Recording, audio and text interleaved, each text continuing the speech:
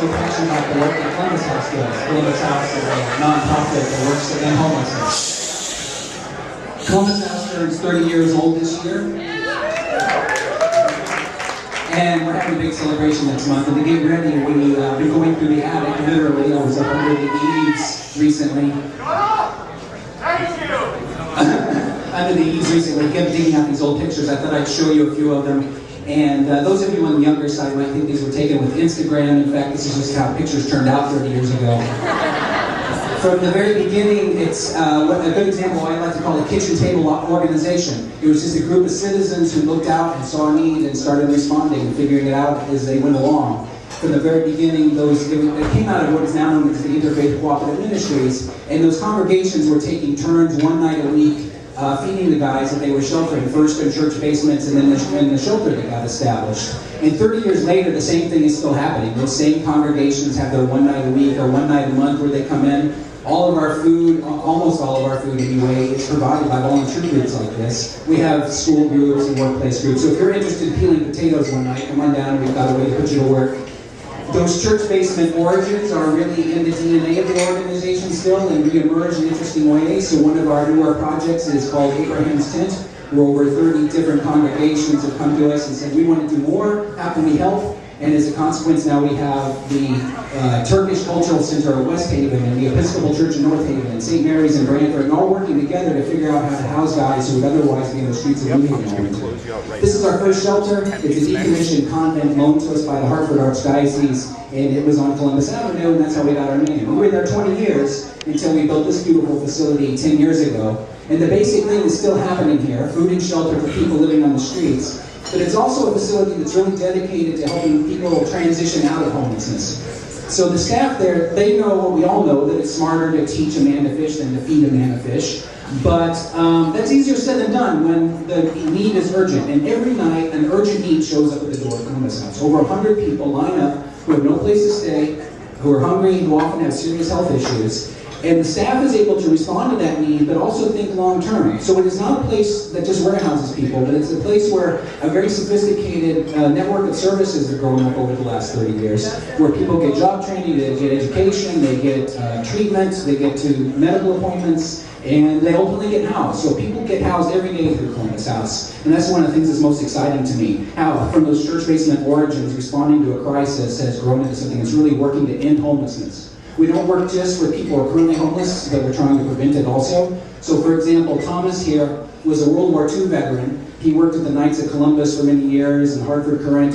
After he was too old to work, he was really isolated. He was living at the Hotel Duncan on Chapel Street next to the study at Yale, eating out of tin cans, scraping by on Social Security benefits. So he was really at risk of falling through the cracks. And luckily we were able to get him housed in a situation like this. This is our Whaley Terrace site, which is especially for senior citizens. It's on Whaley Avenue.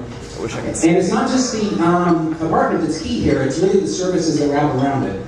I'm sad to say that Thomas died just a few weeks ago, but for the last 4 years of his life, he was surrounded by people who cared about him, who helped him stay connected to the community, who got him to his doctor's appointments. And it's that combination of housing and supports that it's most important in helping to end homelessness. We call it supportive housing. There's lots of data, and if I had 100 slides, I'd show you all that.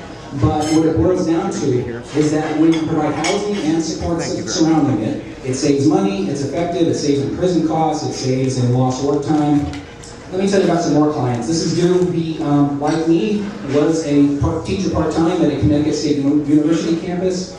He had a serious health crisis. He couldn't work anymore. He eventually was out on the streets. He's doing much better now. You might recognize that artwork hanging behind him if you were at the Crosby Gallery at the Arts Council anytime this summer. This is Bruce. He was a serious addict for decades, in and out of prisons, in and out of emergency rooms. We were able to get him into treatment, get him into our Cedar Hill housing. At the time of this picture, he was 69 years old, and the medal around his neck is for winning his AIDS division in the Blunt Shapiro 5K. The next person pictured here is Adriana. She graduated from Fordham University. She moved up here for a good job at Yale, but she had a serious addiction. She eventually lost track of her children. She was out on the streets. Now she's reunited with her children, and she works as a school secretary at a local school. Whenever I see this picture, it makes me laugh because it looks just exactly like a school secretary in a school.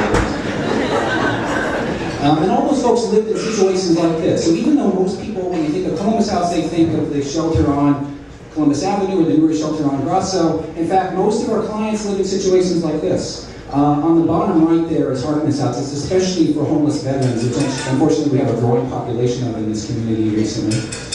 We don't work just in New Haven. This is our Middlesex shelter. It's a family shelter, and family homelessness is kind of a hidden problem because you don't see kids living on the green or kids lined up at the shelter in the afternoon. But in fact, there are homeless families, like Travis and Rebecca and their 2 kids, who are pictured here next. Travis and Rebecca dropped out of high school when Rebecca got pregnant. And they've always worked, always in crummy jobs. They get laid off, they get evicted, but they've stuck together as a family as best they can all this time. But when they're out in the streets, Rebecca and the kids will stay with a family member where they're not particularly welcome, squeezing in on the couch. And Travis will stay at a homeless shelter like ours. They eventually got referred to our family shelter in Middlesex. The kids are in high quality childcare. The 2 parents got job training, they're both in jobs now. Next up is security deposit assistance. So what I hear is that they'll be moving into their own apartment in the next few weeks. If I had 20 more slides, I could show you 20 more success stories like this. And with 20 slides on top of that, I could tell you about a lot of really great partners who have helped make this work possible, like the local government, local nonprofits, local employers. Like Casey's, for example, who presented earlier, have helped us out a lot. I see 15 other organizations represented in the room who made our work possible.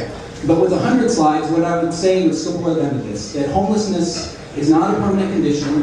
We can prevent it, we can nip it in the bud once it gets its roots established. It's possible to teach a man to fish and to feed a man to fish at the same time. It's possible to think long-term and respond to an urgent need. And if you're interested in learning more about how we do that, we'd love to give you a tour, so please come on down.